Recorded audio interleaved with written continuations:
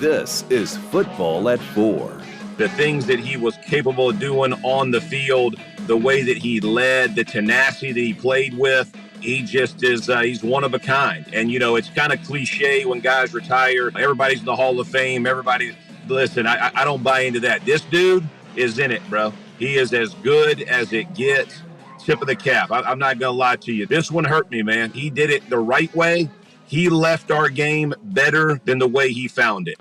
Just Saturday, commenting on Jason Kelce from one center to another. It's Football at 4, powered by the Inside the Birds podcast. Adam Caplan's here today from the Inside the Birds podcast, which you can listen to on all podcasting platforms. And of course, check out their YouTube channel. Just search Inside the Birds. Football at 4 is brought to you by Bet365.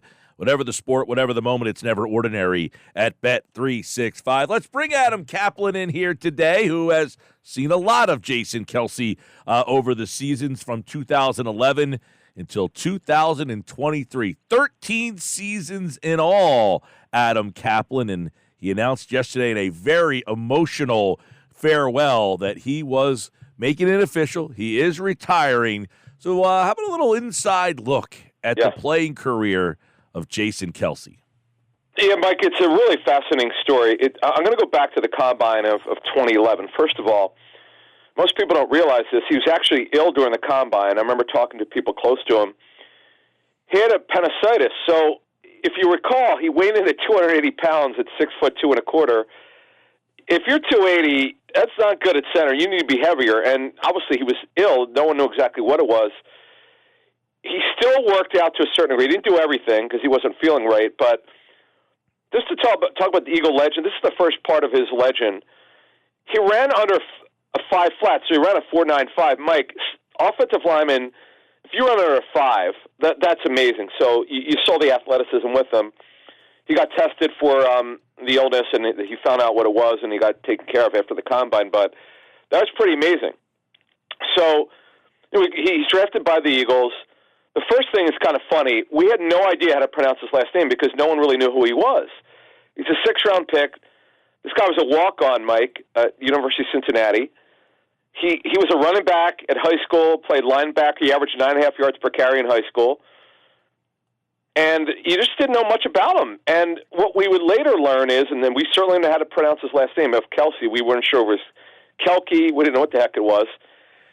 And Jamal Jackson, who used to work for us at Inside the Birds, told us a story that he was told that Jason Kelce is going to take the first-team reps at training camp. He was like, uh-oh.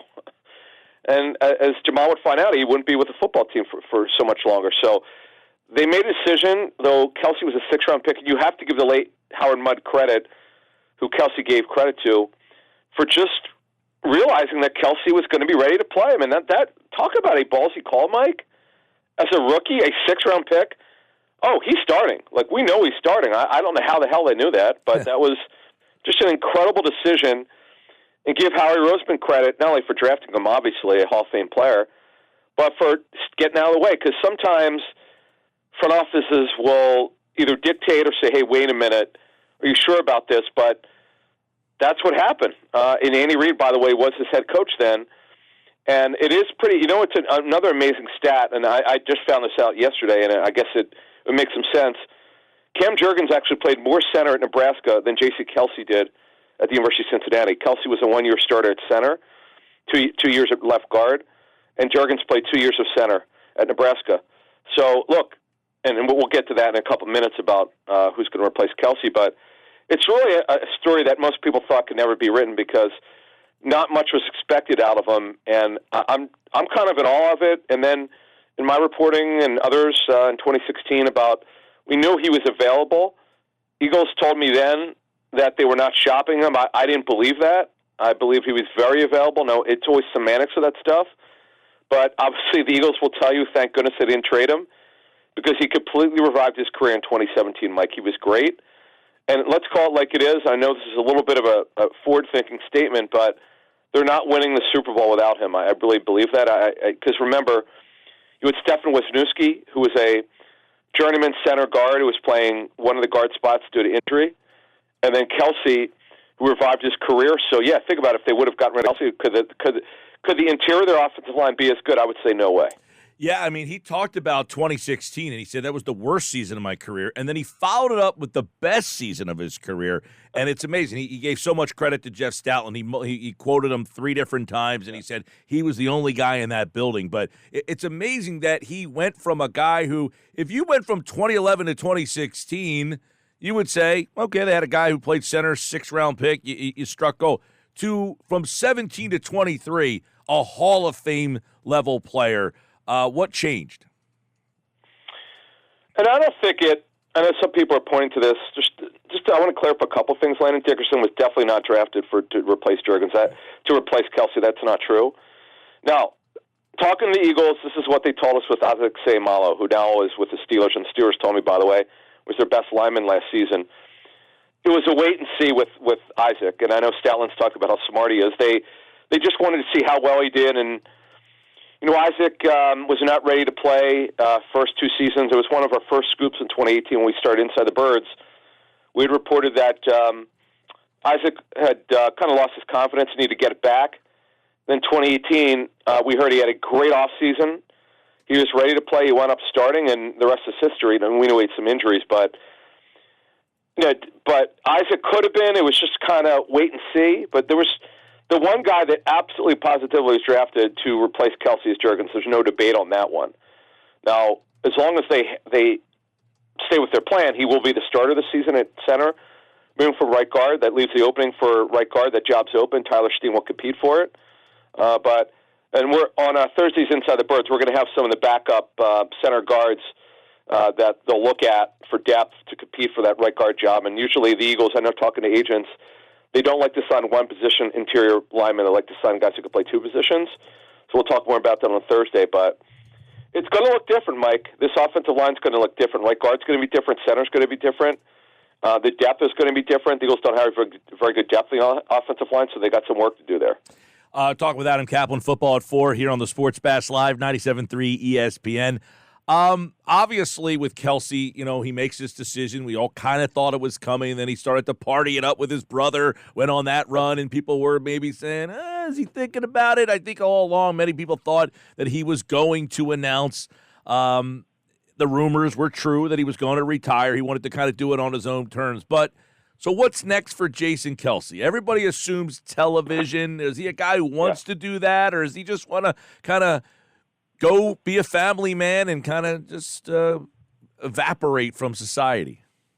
No, I believe he's going to go into television for what I've been told, but there's no timeline to do it. I would think this fall. Now, if he does, we have no idea. I think more studio would be probably better for him. I don't see him doing games.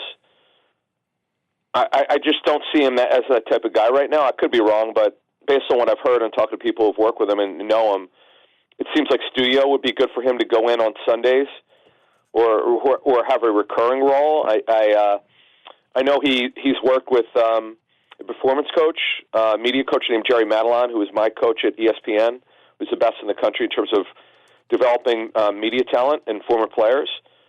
So he's got it waiting for him. It's just a matter of when he wants to start that. Obviously, he's going to continue his podcast with his brother, and then they'll go from there. But yeah, he has this TV career waiting for him. There's no doubt.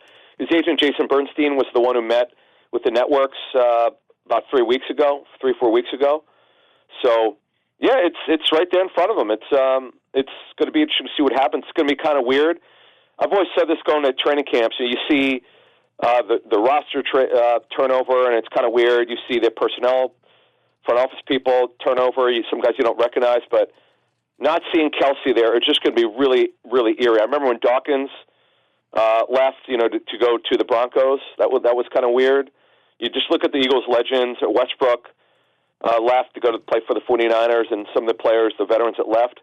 This one's going to be the strangest. It just won't be the same. I don't know what to think of that one, Mike. It's just I'm sure I'll think about it when I'm driving to NovaCare for training camp, but until you actually see it, you don't really know it. And then it's just not to hear his voice, or I always see him like with his hands on his hips, listening to Jeff Stoutland. That's certainly going to be missed. All right, then he won't be there. Who steps in? What is next for the Eagles at center and right guard? Yeah, as I said earlier, it's going to be Cam Juergens. Now, that's their plan. Now, I strongly believe that they'll bring in a veteran for insurance purposes, not necessarily to compete with Juergens, but they have to have an insurance policy for. By the way, Juergens, we should talk about this because he did on Inside the Birds, Mike, when he was drafted. He's had a lot of injuries in his career, not only with the Eagles, but going back to Nebraska. That I was told was a concern. Suapeta's job is up. He's a free agent who was in and out, obviously, as being one of their top backup interior linemen. He wound up getting benched. He started some games due to injury, but they got to take a look at him. They really have to fortify this offensive line because Brett Toth is back, but you can't really depend on him. We mentioned Tyler Steen earlier. Fred Johnson's their top backup tackle. They don't have any experience, Mike, really. LaRaven Clark is back. We outlined his contract on Mondays Inside the Birds. Jack Driscoll, by the way, is up, who's been an important backup guard right tackle. He's really better off tackle. He's not strong enough long-term to play guard. But this is something they're going to have to address. In free agency, signing at least one veteran for depth purposes. And also, Mike, it's always good to have that developmental player, that backup guy like Big V, who really wound up being pressed into service. And because he played so well during their playoff run, Mike, don't forget, he signed that deal for $10 million a year. Yeah, and Adam, I guess 22, is that a strong option now because of what's happened here? I'm sorry, I didn't hear what you said. At pick 22, I guess offensive line would be a strong option now, maybe stronger than it was if Kelce comes back? Yeah, I for Pro Football Network, if you go to ProFootballNetwork.com, I put a corner in there. I won't give out the name. You got to go there to get it. But it's you can't rule it out. But here's the thing: you don't really draft a guard, Mike. You don't draft a pure guard at 22. You have to draft a guy who could play more than one position. I don't think they'll do it in this draft, and we'll obviously talk. The draft is way off here; it's way down the line, but we'll talk about it more in mid to late April. At some point, because I believe Lane Johnson, obviously he's back this year, will play at least next year. They got to start thinking about replacing Lane, who's obviously going to be a Hall of Fame player. He does turn 34 in May. You never want to wait till it's too late. The future of this offensive line is the left side, Mailata, Dickerson, Juergens at center.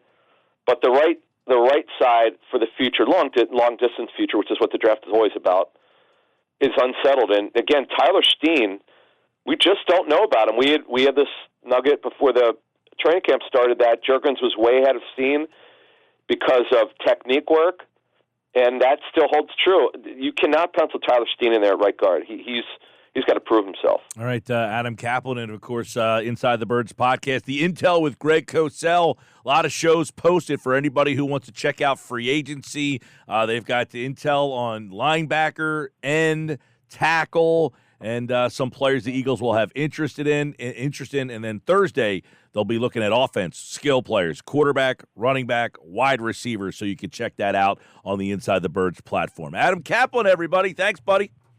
Thank you. Adam Caplan from InsideTheBirds.com and the Inside the Birds podcast here on Football at 4.